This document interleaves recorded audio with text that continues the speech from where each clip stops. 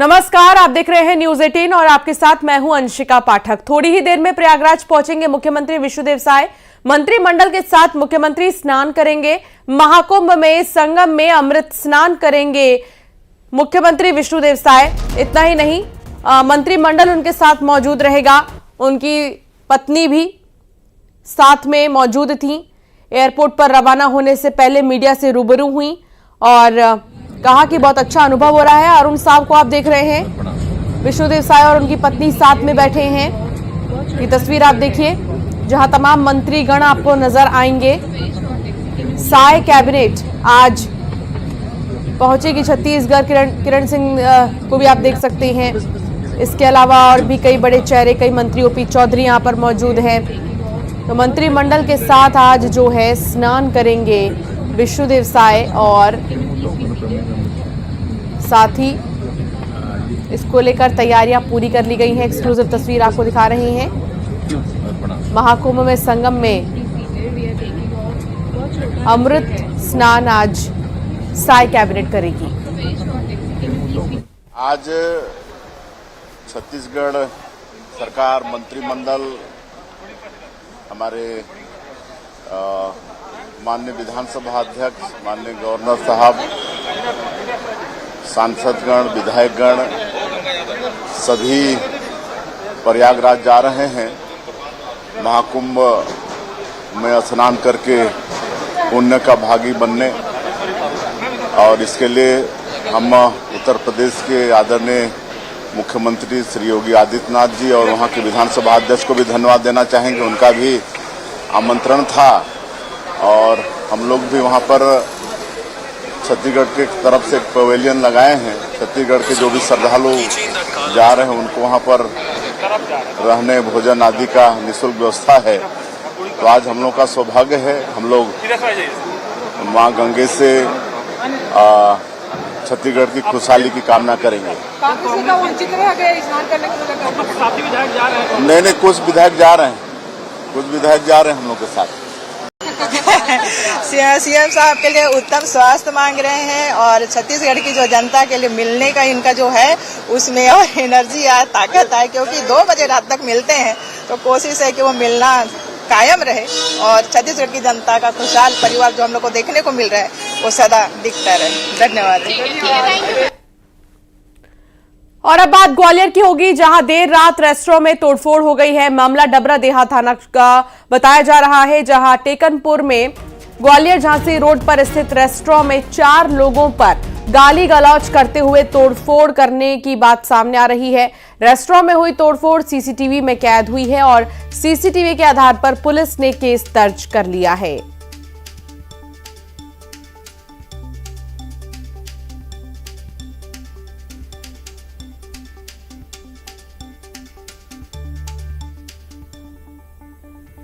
और अब खबर देवास से, जहां बंदूक के दम पर पेट्रोल पंप पर लूटपाट की गई है। 4 नकाबपोश बदमाशों ने लूट की वारदात को अंजाम दिया है। कर्मचारियों से मारपीट कर पेट्रोल पंप पर लूटपाट की गई। सीसीटीवी में कैद हुई है लूट की वारदात। सीसीटीवी पुलिस खंगाल रही है और ये देखिए जहां पर आप देख सकते हैं कि 4 नकाबपोश बदमाश आते हैं, लूटपाट की वारदात को अंजाम देते हैं। फिलहाल पुलिस मामले की जांच में जुटी है।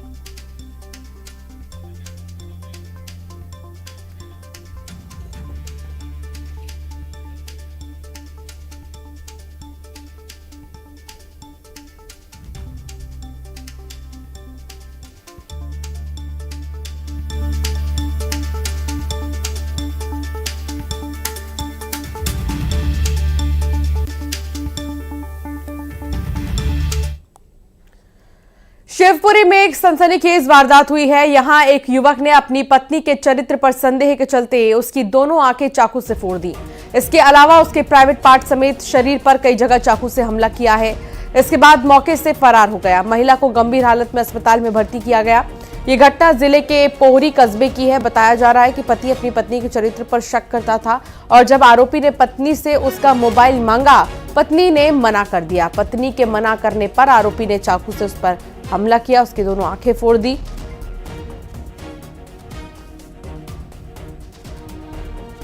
चरित्र शंका में हमला पत्नी पर उसने किया। पत्नी अस्पताल में एडमिट है।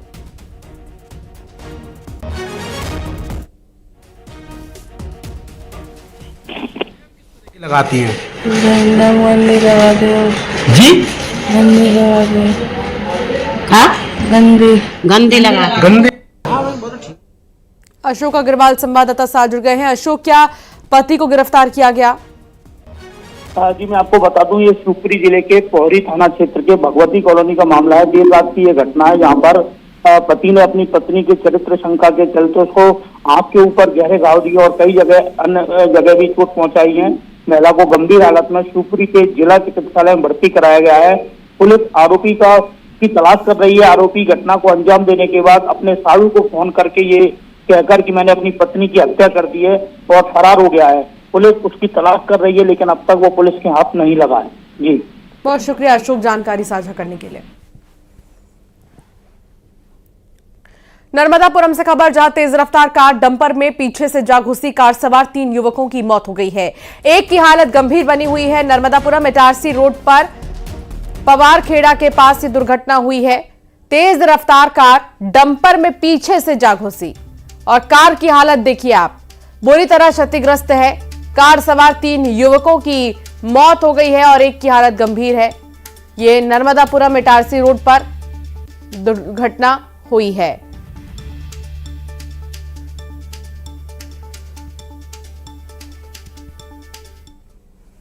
ग्वालियर में क्रिप्टो करेंसी इन्वेस्टमेंट के नाम पर दिल्ली मेडिकल कॉलेज की छात्रा के साथ ठगी की बड़ी वारदात हुई है।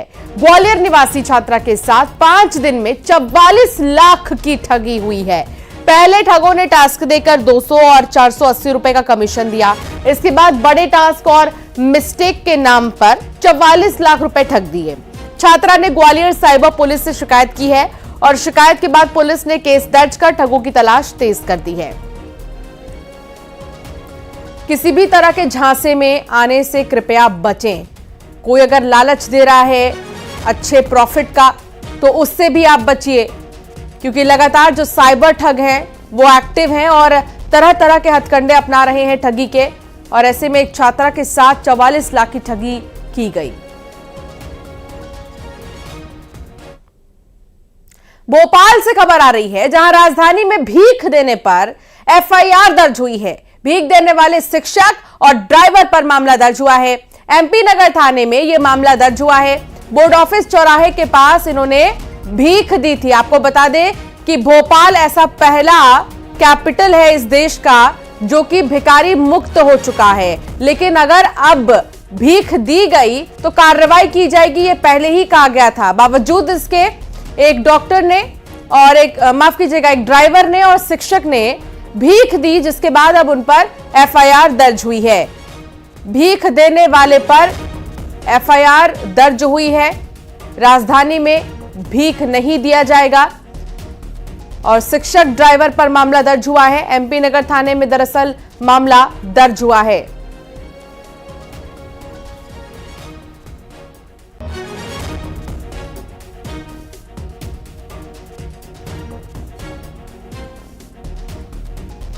शैलेंद्र संवाददाता साथ जुड़ गए हैं। शैलेंद्र, भोपाल अब एक ऐसा कैपिटल हो चुका है जिसे भिखारी मुक्त बना दिया गया है और अब कोशिश यही है कि कहीं से भी कोई भी यहां भिखारी ना बचे। जो भी भीख देगा उस पर कार्रवाई होगी और पहला मामला सामने आ गया इसका। देखिए, बिल्कुल मैं आपको बता दूं कि राजधानी भोपाल और आर्थिक राजधानी इंदौर 2 शहर ऐसे हैं जो पूरी तरीके से बैगर फ्री घोषित कर दिए गए, लेकिन उसके बावजूद भी कई लोग ऐसे हैं जो चौराहों पर सामान बेचने के नाम पर खड़े होते हैं और बाद में यहाँ पर भीख मांगने का काम करते हैं। ऐसे लोगों पर अब सख्ती से निपटने का काम स्थानीय प्रशासन कर रहा है और जिस तरीके से अब ये नियम लागू कर दिया गया है कि न केवल भीख लेने वाले पर यानी भीख मांगने वाले पर कार्रवाई की जाएगी, बल्कि जो लोग भीख दे रहे हैं यानी भिक्षावृत्ति को प्रोत्साहन जो लोग कर रहे हैं ऐसे लोगों पर भी सख्ती से कार्रवाई की जाएगी। और उसी दिशा में कल जिस तरीके से मैं जिस चौराहे पर मौजूद हूं, मैं आपको तस्वीरें दिखाना चाहता हूं। यही वो चौराहा है जहां पर कुछ लोग जो है वो सामान बेचने के नाम पर खड़े थे। इसी दौरान जब कुछ लोग यहां से गुजर रहे थे, जो अपने रेड सिग्नल पर उन्होंने वाहन रोका, उस दौरान सामान बेचने के नाम पर जो उन्होंने उनके दरवाजे को खटखटाया। कई लोग ऐसे होते हैं जो सामान नहीं लेना चाहते लेकिन सोचते हैं कि ये लोग जो यहाँ पर है खड़े हो रहे हैं परेशान है, उनको 2-5 रुपए की भीख दे दें। तो ऐसा ही करना जो है वो एक ट्रक ड्राइवर को यहाँ पर भारी पड़ गया, क्योंकि यहाँ पर जो लगातार सीसीटीवी के माध्यम से सर्वेलेंस भी किया जाता है। जो टीमें हैं वो भी लगातार जो चौराहे चिन्हित किए गए जहां पर लगातार भिक्षावृत्ति की शिकायतें आ रही हैं, उन चौराहों पर तैनात रहती है और जो लोग भी भिक्षावृत्ति को बढ़ावा देते हुए पाए जा रहे हैं उनके खिलाफ इस तरह की सख्त कार्रवाई लगातार की जा रही है। बहुत शुक्रिया शैलेंद्र जानकारी साझा करने के लिए। संसद में आज वक्फ संशोधन बिल पर जेपीसी रिपोर्ट पेश होने वाली है। लोकसभा अध्यक्ष ओम बिरला को सौंपी गई जेपीसी रिपोर्ट में देश भर की विवादास्पद वक्फ संपत्तियों के मामले का ब्यौरा दिया गया है। इस रिपोर्ट में विधेयक पर विचार और सबूत पेश किए गए हैं। रिपोर्ट को हिंदी और अंग्रेजी दोनों भाषाओं में पेश किया जाएगा। रिपोर्ट में उन सभी सबूतों का भी रिकॉर्ड शामिल है जो जेपीसी के सामने रखे गए थे। कैसे तैयार हुई है रिपोर्ट, इसे भी आप समझिए। 6 महीने तक 44 संशोधनों पर चर्चा की गई जेपीसी की तरफ से। बहुमत के आधार पर विपक्षी सदस्यों के सुझाए गए संशोधन भी इस पर विचार किए गए। तो कई सारी चीजें हैं जिनको ध्यान में रखते हुए रिपोर्ट जो है वो तैयार की गई है।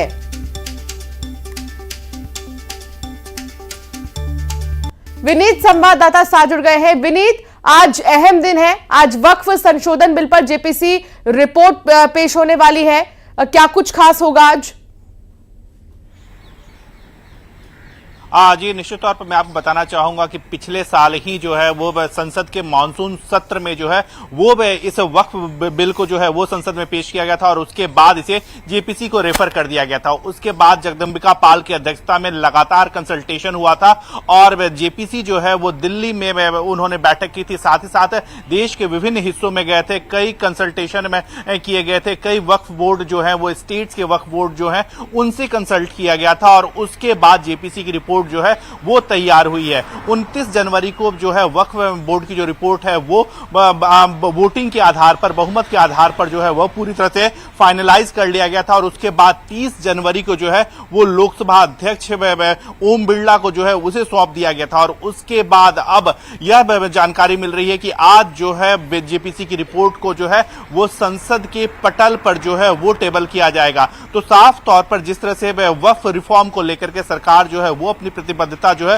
वो दिखा रही है, इसको लेकर के जेपीसी बनाया गया। पहले बिल पेश किया गया था, बाद में इस पर अधिक से अधिक रायशुमारी हो, इसको लेकर के जेपीसी बनाया गया और जेपीसी जो है उन्होंने कई पक्षों से जो है वो बात की थी और उसके बाद रिपोर्ट जो है वो तैयार की गई है जिसे बहुमत के आधार पर जो है वो पेश किया गया। निश्चित तौर पर कई विपक्षी पार्टियां जो है वो इसको लेकर के विरोध कर रही थी। जब हमने देखा कि जब जेपीसी की बैठक हुई थी उस वक्त भी हंगामा हुआ था, लेकिन जिस तरह से लोकतंत्र में होता है बहुमत के आधार पर ही कोई काम होता है, तो बहुमत के आधार पर ही रिपोर्ट तैयार की गई है और आज संसद में उसे टेबल किया जाएगा। बने रहिए विनीत, आप हमारे साथ, आगे भी आपसे जानकारी लेंगे। तो आज जो है पेश की जाएगी रिपोर्ट और देखना होगा कि इस पर किस तरीके से चर्चा आगे बढ़ाया जाएगा। नए इनकम टैक्स बिल 2025 को मोदी सरकार आज लोकसभा में पेश करेगी। सरकार ने आयकर से जुड़े कानून को संशोधित करने के लिए एक विधेयक को लोकसभा में पेश करने के लिए लिस्टेड किया है। जानकारी के मुताबिक वित्त मंत्री निर्मला सीतारमण आयकर विधेयक 2025 पेश करेंगी। सूत्रों के हवाले से खबर है कि नए बिल में आयकर नियमों को आसान बनाया जा सकता है और टैक्स पेयर्स के लिए भी कई बदलाव संभव है। तो क्या टैक्स पेयर्स जो हैं उनके लिए जो टैक्स पेइंग प्रोसेस है वो और भी ज्यादा आसान हो जाएगा, ये बड़ा सवाल है। नए इनकम टैक्स बिल में क्या खास हो सकता है, इसे समझिए। तो आज निर्मला सीतारमण इसे पेश करेंगी। विनीत लगातार संवाददाता जुड़े हुए हैं। विनीत, नए इनकम टैक्स बिल 2025 को कहा जा रहा है कि बहुत खास होगा क्योंकि टैक्स पेयर्स के लिए राहत भरी चीजें इसमें हो सकती हैं।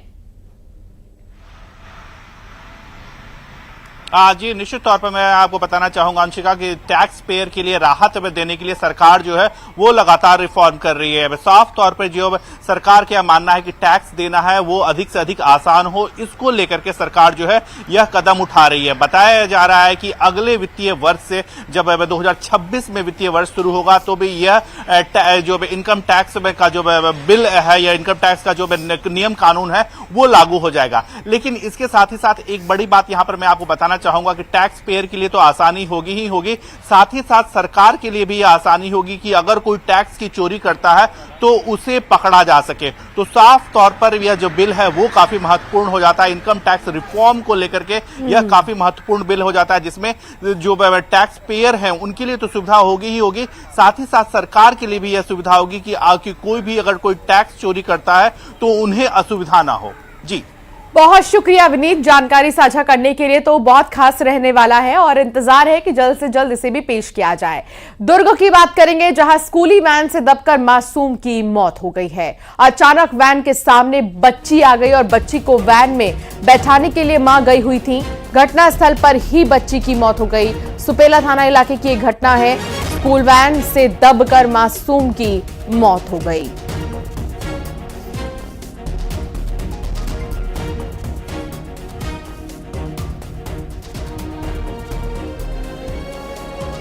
तो बच्ची को वैन में बैठाने के लिए मां गई थी, लेकिन दुख की बात यह है कि दबकर बच्ची की मौत हो गई घटना स्थल पर ही। हालांकि पुलिस अब मामले की जांच में जुट गई है। घटना स्थल पर पुलिस प्रशासन की टीमें जाएंगी, मुआयना करेंगी। स्कूल वैन से दबकर क्योंकि मासूम की मौत हुई, अचानक से वैन के सामने बच्ची आ गई। मिथिलेश संवाददाता साथ जुड़ गए। मिथिलेश, कैसे हुई ये घटना? अब पुलिस की तरफ से क्या एक्शन लिया जा रहा है, क्या जानकारी आपके पास? देखिए, ये पूरी घटना जो है भिलाई की कॉन्ट्रैक्टर कॉलोनी में घटित हुई है, जहाँ पर एक माँ जो है अपनी बेटी को, उसकी जो बेटी थी, दो बेटियां थी, एक को गोद में रखी हुई थी और दूसरी बेटी को स्कूल वैन में छोड़ने के लिए गई थी, स्कूल भेजने के लिए। वो स्कूल वैन में बैठाई रही थी कि जो दूसरी बच्ची है, जो 2 साल की बच्ची है, वो खेलते खेलते स्कूल वैन के सामने में आ गई और उसी दौरान जो है वो चालक ने देखे बगैर वो गाड़ी आगे चला दी, उसके पेट के ऊपर से गाड़ी चले गई, जिससे उसकी मौत हो गई। इस पूरे मामले में लापरवाही पूर्वक गाड़ी चलाने के लिए जो ड्राइवर है उसको हिरासत में लिया गया है और इस पूरे मामले की जांच की जा रही है। लेकिन एक बेहद ही दुखद ये घटना हुई है जब एक मासूम की मौत हो गई है। पूरे मामले में सुपेला पुलिस कार्रवाई कर रही है। बहुत शुक्रिया मिथिलेश, जानकारी साझा करने के लिए। दिल्ली में आरएसएस का नया कार्यालय केशव कुंज बनकर तैयार हो गया है।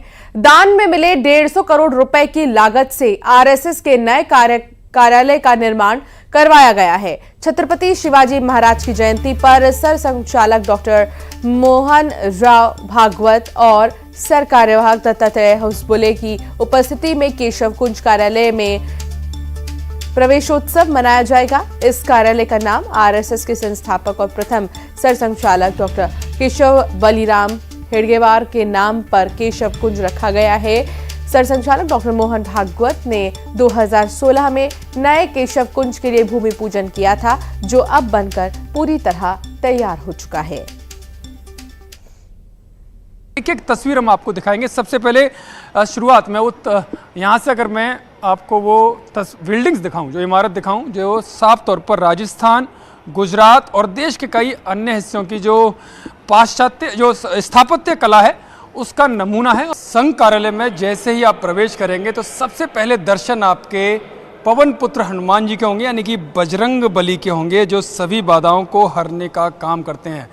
बजरंग बली की वही ये मूर्ति है जो पहले भी, जो पुराना केशव कुंज कार्यालय था जिसको तोड़कर ये नया कार्यालय बनाया गया है, उस वही मूर्ति को यहाँ पर बनाया गया। मूर्ति के साथ कोई छेड़छाड़ नहीं की गई। और ये वो हॉल है जहाँ पर एंट्री के बाद आप, अगर किसी से आपको समय मिलता है किसी भी प्रचारक से मिलने का, तो वो मैं तस्वीरें आपको दिखा देता हूँ उस हॉल की, कि इसका इंटीरियर आप देख सकते हैं। बड़े सादगीपूर्ण भी लगेगा, अत्याधुनिक भी लगेगा। इस तरह से इसको तैयार किया गया है। जो दुबे हैं गुजरात के आर्किटेक्ट, उन्होंने इस पूरे कार्यालय को, भवन को तैयार किया। और ये रिसेप्शन रहेगा, जहां कोई भी आगंतुक आएगा तो रिसेप्शन पर आने के बाद ही अंदर जा सकेगा। तो ये रिसेप्शन है। 5 लाख स्क्वायर फीट एरिया में जो केशव कुंज कार्यालय बना है, उस कार्यालय में ऐसे 3 बड़े हॉल बनाए गए हैं। इस हॉल की मैं बात करूं, सबसे पहला हॉल है ये, जो अशोक सिंघल जी की स्मृति में बनाया गया और इस हॉल को नाम उन्हीं के नाम पर, इस हॉल का नाम उन्हीं के नाम पर रखा गया है, अशोक सिंघल सभागार। आप देख सकते हैं इस पूरे हॉल को 463 लोगों के बैठने की व्यवस्था, यानी 463 चेयर्स इसमें लगाई गई हैं। कोई भी बड़ा कार्यक्रम होगा इसमें किया जा सकता है। ऐसे 3 हॉल बनाए गए हैं। 17,000 गज में ये पूरा केशव कुंज कार्यालय बनकर तैयार हुआ है, जिसमें 5 लाख स्क्वायर फीट का कंस्ट्रक्शन का काम हुआ है। और चलिए अब एक नजर टॉप 20 खबरों